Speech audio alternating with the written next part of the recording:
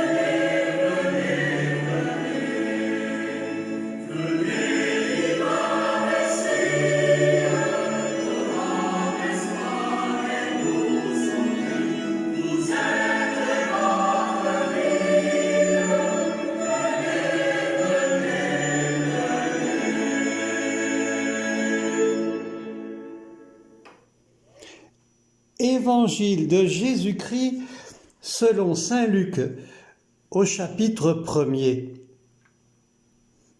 En ce temps-là, l'ange Gabriel fut envoyé par Dieu dans une ville de Galilée appelée Nazareth, à une jeune fille vierge, accordée en mariage à un homme de la maison de David, appelé Joseph. Et le nom de la jeune fille était Marie. L'ange entra chez elle et dit : « Je te salue, comblée de grâce, le Seigneur est avec toi. » À cette parole, elle fut toute bouleversée et elle se demandait ce que pouvait signifier cette salutation. L'ange lui dit alors : « Sois sans crainte, Marie, car tu as trouvé grâce auprès de Dieu. Voici que tu vas concevoir et enfanter un fils. Tu lui donneras le nom de Jésus. Il sera grand. Il sera appelé Fils du Très-Haut. Le Seigneur Dieu lui donnera le trône de David son père. Il régnera pour toujours sur la maison de Jacob, et son règne n'aura pas de fin. » Marie dit à l'ange : « Comment cela va-t-il se faire puisque je ne connais pas d'homme ? » L'ange lui répondit : « L'Esprit Saint viendra sur toi, et la puissance du Très-Haut te prendra sous son ombre. C'est pourquoi celui qui va naître sera saint. Il sera appelé Fils de Dieu. Or, voici que dans sa vieillesse, Élisabeth, ta parente, a conçu elle aussi un fils et en est à son 6e mois, alors qu'on l'appelait la femme stérile. Car rien n'est impossible à Dieu. Marie dit alors : « Voici la servante du Seigneur, que tout m'advienne selon ta parole. »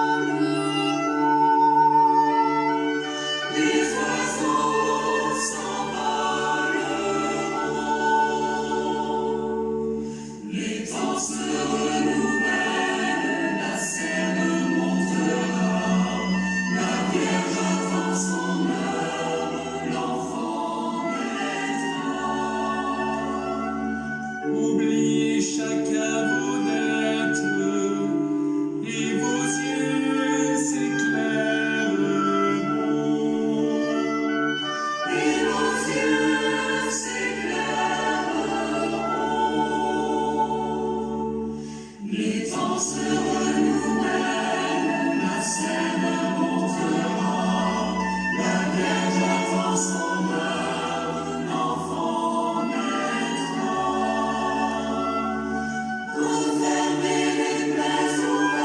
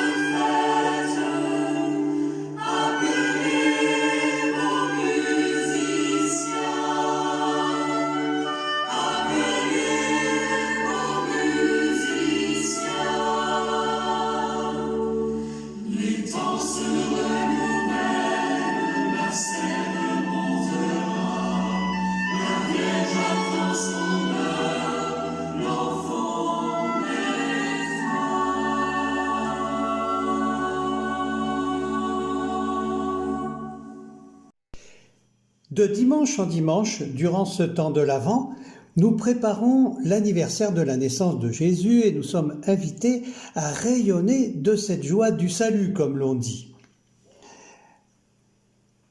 Alors, sur notre route, nous sommes accompagnés par Marie, la mère du Christ, du Sauveur. Et si nous sommes marqués dans notre vie par des épreuves, je ne sais pas, la maladie, la peine, la souffrance, la solitude, le doute, la peur, et d'ailleurs en ce moment on peut dire peut-être l'ensemble de tout ça, Marie nous apparaît comme une source de vie, d'espérance au cœur de ce monde. C'est vrai, sa douceur semble atténuée peut-être et sa discrétion être une véritable présence. Mais quand on parle de Marie, moi, ça me rappelle la phrase de l'Évangile lorsqu'elle vient avec les frères de Jésus le trouver. Il y a quelqu'un qui crie « Heureuse la femme qui t'a porté et les seins qui t'ont nourri ». Mais Jésus de répondre « Heureuse plutôt celui qui fait la volonté de mon Père ». Et je crois que c'est surtout cela qui, en tout cas moi, mais je vous invite à le partager, nous invite à suivre l'itinéraire de Marie, cet itinéraire qui s'offre à nous un peu comme une étoile en somme. D'ailleurs, on le chante autrement même maintenant, mais Ave Marie Stella, ha ha ha. D'ailleurs, vous vous rappelez de ce bel hymne, Ave Marie Stella. Et ce matin, je vous invite à approfondir cette démarche de l'Avent. Rappelez-vous, le premier dimanche de l'Avent, on posait les bases du monde. Un monde difficile, certes. Dans ce monde, au deuxième dimanche, se pointait Jean-Baptiste. On fait sa connaissance. Troisième dimanche, Jean-Baptiste élabore. Il nous invite. La question lui est posée, qui es-tu ? Rappelez-vous, dimanche dernier, elle était posée à nous aussi, comme elle sera posée par Jésus à ses apôtres. Enfin bref, nous en sommes là, et Marie semble la réponse. Voici la servante du Seigneur, qu'il me soit fait selon ta parole, sa disponibilité. Elle accomplit ainsi sa vie, mais pas que. Et dans l'évangile d'aujourd'hui, ce qui me frappe, d'ailleurs particulièrement après avoir rencontré beaucoup de personnes dans cette semaine et les avoir mis en relation un peu dans ma tête avec ce doux visage que Marie nous propose en même temps que l'énergie de son cœur à répondre, qu'elle se présente un peu de deux façons. Et d'ailleurs ce matin, en confession, c'était frappant de voir cette double dimension de Marie dans le cœur des gens. D'abord, elle est très intérieure, très intériorisée. Et puis, elle est très extériorisée aussi, on va dire, avec un jeu de mots, que Marie, c'est une femme d'intérieur. Et puis, c'est Marie sur la route, Marie qui fait la route. La servante du Seigneur pour le service des humains. Et tout dans l'Évangile, d'abord, nous montre Marie, la femme d'intérieur. Elle est une femme d'intérieur parce qu'elle vit de la parole. Cette parole dont elle hérite. Elle l'a apprise au temple, à la synagogue. Elle l'a méditée. C'est une femme qui médite, très certainement. Et avec ses parents, ils devaient partager cette parole qui vient de loin. Une parole pédagogique, on l'a découvert tellement souvent, avec tellement d'aventures de ces femmes qui font évoluer vraiment ce peuple de Dieu à différents moments de son histoire. Ces femmes qui se trouvent dans la généalogie de Marie, de Jésus dans cet évangile, l'évangile de Matthieu notamment que nous avons lu cette semaine. Elles sont à la charnière. Et ce ne sont pas des femmes forcément d'ailleurs de bonne réputation, mais souvent d'autres encore sont stériles et vont donner naissance. Et c'est dans leur prière, dans la concentration de leur être qu'elles le font. Ainsi, la mère d'Isaac, bien sûr, Sarah, avec Abraham, et puis la mère de ce petit Samuel, Elle prie tellement que le prophète croit qu'elle est ivre. Et puis, on lisait aussi dans ces jours la naissance de Samson. Et là, on connaît son père, mais sa mère, on dit la femme. Elle médite. Elle s'aperçoit que la force qui la fait prier, qui les font prier, est une force de délivrance, une force qui fait vivre. Marie, elle est chez elle. C'est mis dans l'évangile ainsi, chez elle, que l'ange Gabriel lui appartient, vient la visiter, là où elle vit quotidiennement. Marie prend là le temps de prier. Elle prend le temps pour elle, d'être elle-même, dans son cœur. On la retrouve dans cet intérieur durant toutes les années de la vie cachée de Jésus. On n'en sait rien de plus, sinon que l'Écriture nous dit bien souvent, elle conserve tout dans son cœur. Elle médite. Et puis, on la trouve entre l'Ascension et la Pentecôte à l'intérieur du cénacle avec les apôtres. Là, elle est discrète. Et les Actes des Apôtres nous disent, elle est là, la mère de Jésus. Et c'est ce même esprit qui couvre Marie de son ombre, cet esprit de Pentecôte qu'elle va recevoir avec eux. En sa chair, alors prend chair cette parole, ce Sauveur. Ce jour de Pentecôte, justement, nous remet debout avec elle. Elle va nous envoyer sur les routes avec les apôtres. On dit même que Saint Luc, qui écrit cet évangile, l'a pris chez elle lorsque l'âge avançait. Eh bien, ça sera la flamme, en tout cas, qui fera briller le cœur de bien des chrétiens jusqu'à nos jours. Voyez-vous, c'est là que Marie nous invite sur la route, avec elle, à courir, à parcourir.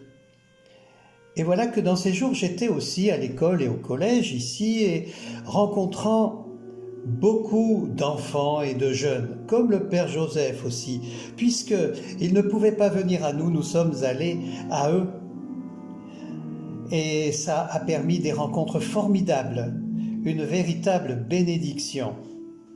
Et là, ils ont posé toutes les questions, ils ont dit tout ce qui sortait d'eux-mêmes. Et c'était surprenant de voir qu'envers la Vierge Marie, il y avait une confiance plus grande peut-être même que dans Jésus, son Fils, peut-être que la dureté de sa mort intimide. En tout cas, il y a même un qui m'a demandé si vraiment quand même, est-ce que je crois en Jésus, quoi ?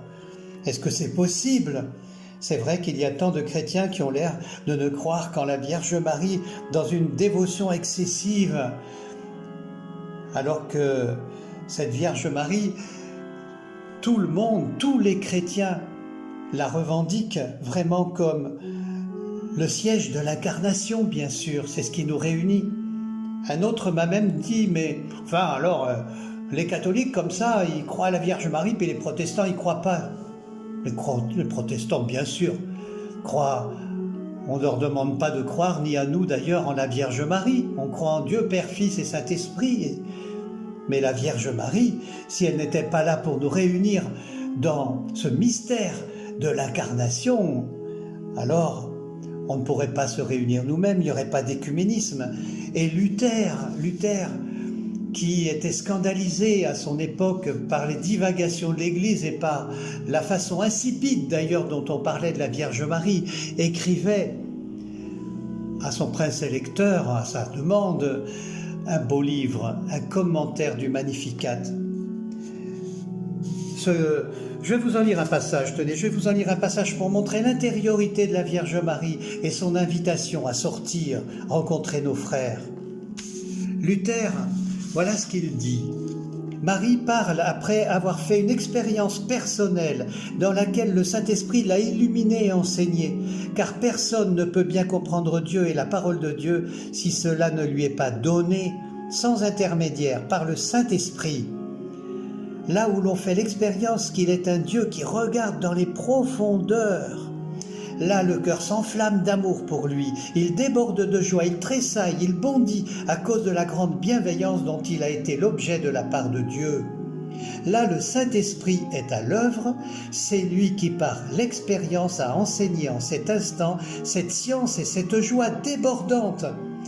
Et dit-il encore, la Vierge ne l'a pas chantée, cette joie pour elle, mais pour nous tous, afin de nous entraîner à le chanter à sa suite.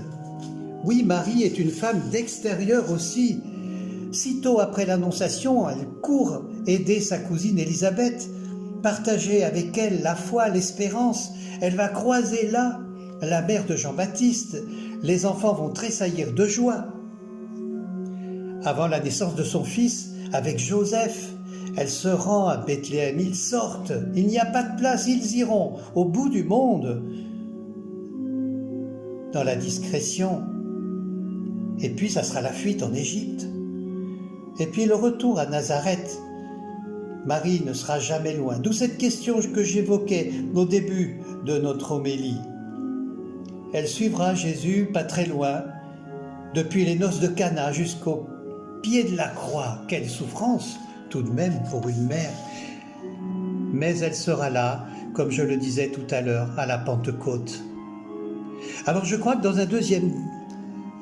une deuxième réflexion, après avoir vu comme Marie est intérieure et extérieure, il nous faut évoquer ce paradoxe de notre propre vie chrétienne qu'elle représente. C'est vrai que nous sommes tous appelés à être des hommes et des femmes d'intérieur, rejoignant le calme, la paix, la prière. On va dire, on le chante aussi, l'hôte intérieur, l'Esprit de Dieu. Et en ce moment, on y est bien contraint, c'est sûr, pour assumer des responsabilités familiales, de maladies, d'infirmités, du poids des âmes. On voit tout le malheur que c'est quelquefois d'être enfermé et même quelquefois prisonnier, a-t-on l'impression. Mais il faut dépasser cette usure, se laisser conduire comme elle à l'école du Christ, en apprenant à aimer. On l'a découvert dans tous ces dimanches, à s'aimer, à aimer les autres. C'est ça le guide de Marie tout au long de l'Évangile. L'extérieur et l'intérieur vont ensemble. C'est un bon rythme pour nous. Et la venue du Christ est fondamentale. Tous les chrétiens, enfin au moins pour eux, ont le cœur transformé par cette venue du Christ. Il y a cette mise en route, cette annonce qu'il est impossible de retenir, non seulement par la voix, mais par le travail de la parole en nous, car c'est bien ce dont il s'agit. Ce travail de la parole nous fait lever et témoigner. Le voilà, cet équilibre, mais il faut s'en nourrir. Et cela influe sur tout, sur la façon de rencontrer les autres d'abord, de les écouter, répondre à leur appel. Cette rencontre annonce Jésus-Christ. Il y a une manière de se comporter dans la vie aussi. C'est vrai, par rapport aux gens, à nos familles, et dans la vie sociale, ces rencontres, on le voit, cette brutalité, cette violence qui est excessive, ces corps qui sont battus à travers le monde dans toutes sortes d'adversités. Comment reconnaître l'Esprit du Christ qui agit en nous, qui produit la tendresse, la compassion. Et puis il y a une manière de réagir devant l'échec, la souffrance, la mort, en ces temps si difficiles où nous pouvons douter de nos relations à cause de cette maladie, cette distanciation. Pourtant, la mort, qui chez les chrétiens témoigne du Christ ressuscité. Alors l'Église, ah là là, on parlait des protestants, des orthodoxes aussi, des anglicans, des évangéliques, de tous, les cathos. Et... oh oui, on a un grand âge de toute façon. Et on a donc des infirmités, on a des médiocrités, on est des personnes à risque, nos églises, des déchirures passées qui sont présentes encore. Et pourtant, on porte universellement une parole de vie et d'espérance. Quelles que soient nos différences et même nos différends, au monde tel qu'il est. Et quelles que soient nos églises, nous sommes appelés à intérioriser la parole et aller dans ce monde qui a besoin d'hommes et de femmes de foi et d'espérance, de la bonne nouvelle de l'Évangile. Et notre terre, elle attend cela. Et Marie qui reçoit l'ange chez elle témoigne de cela.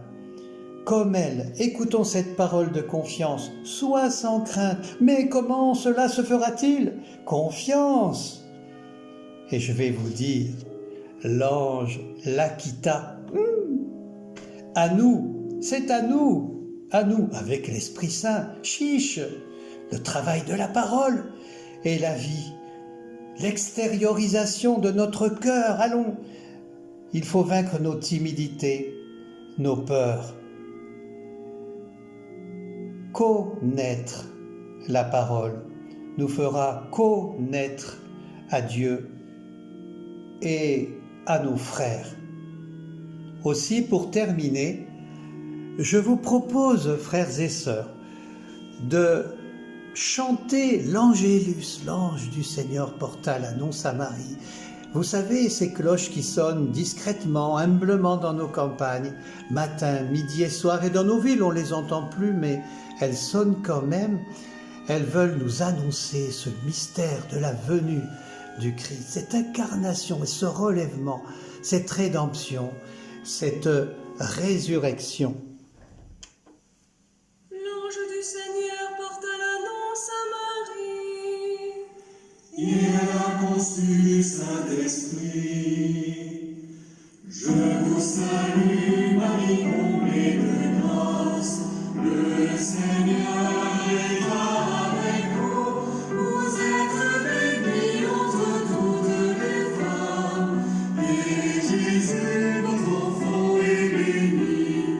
Sainte Marie, Mère de Dieu, priez pour nous, pauvres pécheurs, maintenant et à l'heure de notre mort. Amen, amen, alléluia. Voici la servante du Seigneur. Qu'il me soit fait selon ta parole. Je vous salue, Marie, comblée de grâce. Le Seigneur est avec vous. Vous êtes bénie entre toutes les femmes. Et Jésus, votre enfant, est béni. Sainte Marie, Mère de Dieu, priez pour nous, pauvres pécheurs, maintenant et à l'heure de notre mort. Amen, amen, alléluia. Et le Verbe s'est fait chair. Et il a demeuré parmi nous. Je vous salue, Marie, comblée de grâce. Le Seigneur est avec vous. Vous êtes bénie entre toutes les femmes. Et Jésus, votre enfant, est béni. Sainte Marie, Mère de Dieu, priez pour nous, pauvres pécheurs, maintenant et à l'heure de notre mort. Amen, amen, alléluia. Eh bien, prenons la direction de Gajac, ou plutôt de Gajac et Rouillac, car en 1827, les communes de Gajac et de Rouillac avaient fusionné sous le nom de Gajac et Rouillac, avec donc évidemment chacun son église. Celle où je vous invite maintenant, Notre-Dame de la Nativité de Gajac.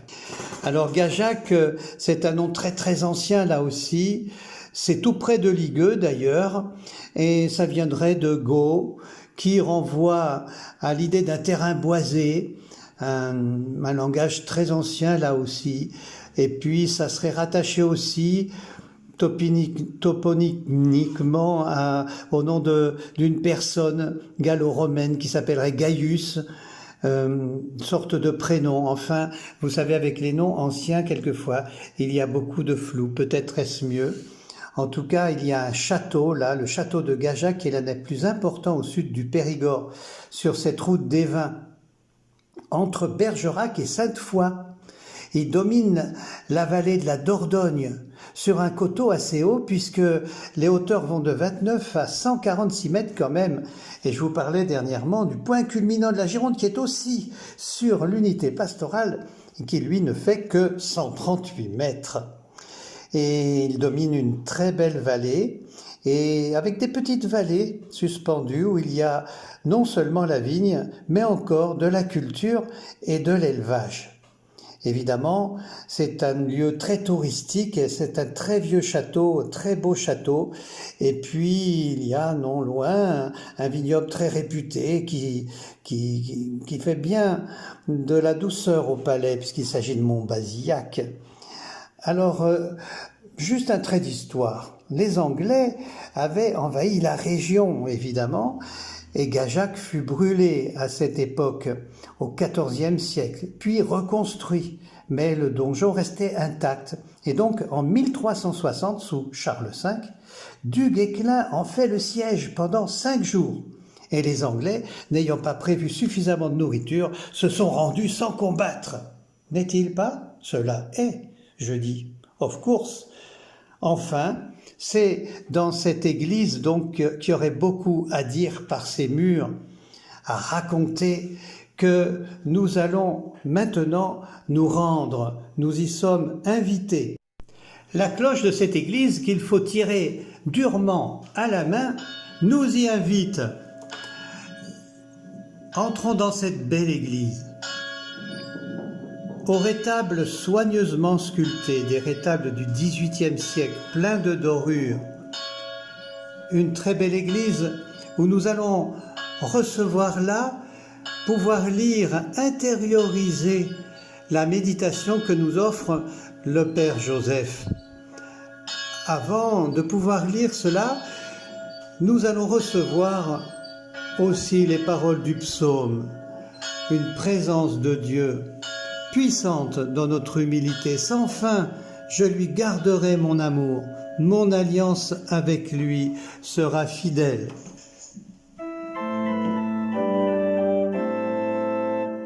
Dieu, tu as les paroles d'alliance éternelle. Dieu, tu as les paroles d'alliance éternelle.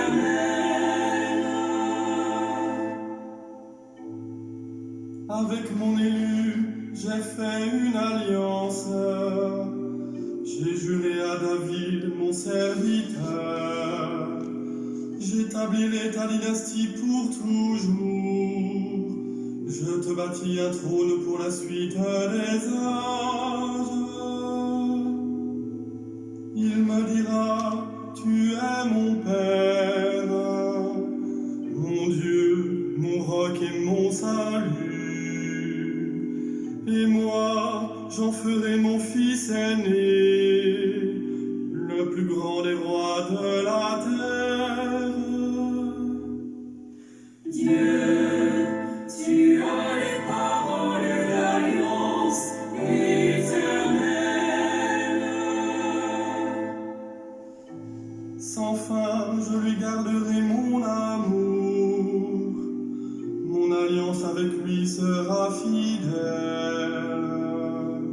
Je fonderai sa dynastie pour toujours. Son trône si durable que les cieux. Dieu, tu as les paroles d'alliance éternelle.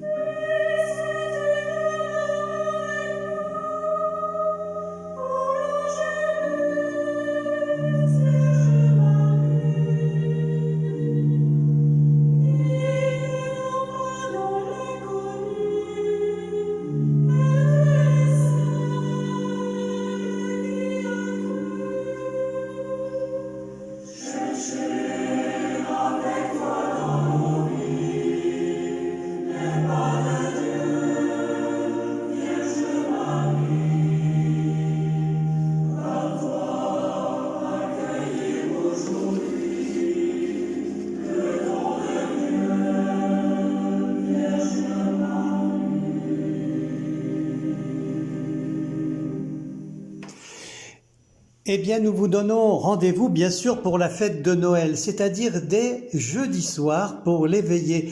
Vous avez sur ce site la feuille d'information qui vous donne les horaires de ces veillées dans nos églises. Mais vous savez bien qu'il y a des normes de distanciation, cela réduit la place dans les églises, bien que leur contenance soit en proportion de leur taille.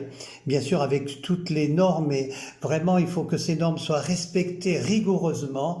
Nous savons bien que c'est difficile en ce moment au pays foyen, et ça ne s'arrange pas, donc il faut les respecter et être extrêmement prudent. Et respecter aussi les personnes qui vous accueillent, même si quelquefois on peut être refoulé. Mais nous serons tous ensemble et nous vous donnons rendez-vous sur ce site aussi, à n'importe quelle heure de cette soirée, d'une façon permanente, comme nous laissons toujours ces enregistrements sur ce site, parce que vous aurez sur ce site la même veillée qui vous sera présentée que dans chacune des églises. Nous vous présenterons une veillée de Noël avec aussi la méditation des textes de Noël, bref, une communion entre nous qui doit demeurer, que l'on ne soit pas seuls les uns et les autres pour cette fête de Noël. Ouvrons nos cœurs, intériorisons et partageons par la parole, cette parole qui grandit, qui fait vivre.